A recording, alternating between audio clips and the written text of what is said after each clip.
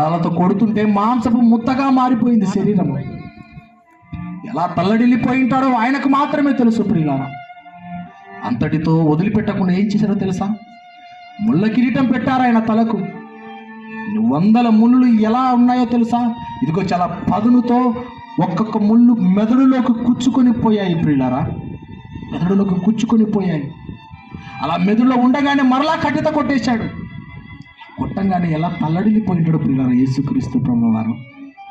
మనము కట్టెల పుల్లలకు ఒకవేళ బయటికి వెళితే ఒక చిన్న ముళ్ళు కుచ్చుకుంటేనే విలవిల్లాడిపోతాం, మనమంతా తల్లడిల్లిపోతాం. ఆ ముళ్ళు లోతుకు దిగితే తీసుకోవడానికి బాధపడి భయపడిపోతూ ఉంటాం. ఆ ముళ్ళు తీయలేక కాలు పైకెత్తి అలాగే ఎత్తి ఏడుస్తూ ఉంటాం, నొప్పి నొప్పి అని. చివరికి ఏం చేస్తామో తెలుసా? పక్కనొచ్చే మనతో పాటు వచ్చే వేరే సహాయం తీసుకుంటాం. అక్క, ఈ ముళ్ళు నేను తీసుకోలేకపోతున్నాను,